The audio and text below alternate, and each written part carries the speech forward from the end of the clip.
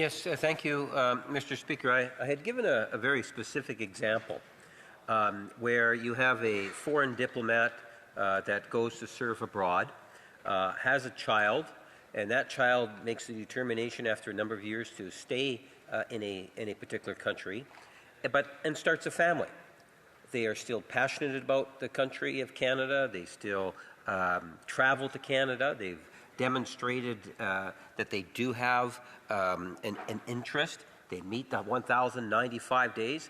But from my perspective, the parent of that child now has a child, and which would then make they have their grandparents living in Canada.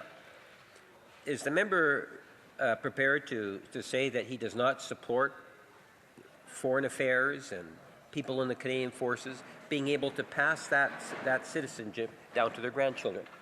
The member for Niagara South. Thank you, Mr. Speaker.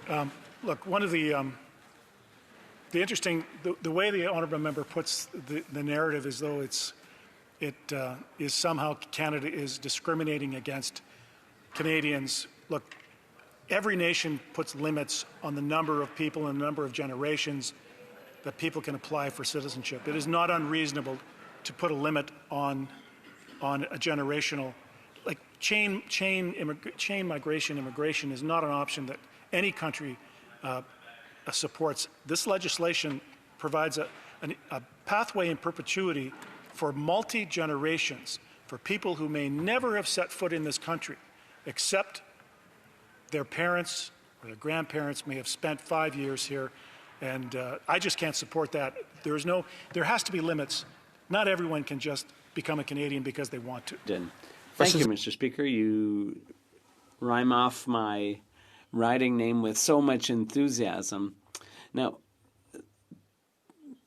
people need to get it that the Bloc and the Conservatives are not against this bill. We've supported this bill, but we did make some amendments to tighten up the criteria for recognizing a person as Canadian or not, especially when that person is outside Canada. Can my colleague reassure people that serious work was done at committee and that should be respected here in the House for the next step, which is voting on the bill itself?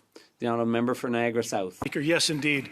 The discussions at committee were comprehensive.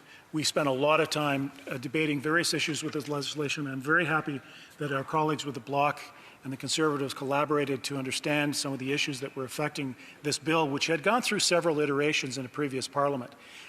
This legislation effectively died in the last parliament. It's died twice in the last parliament through different iterations.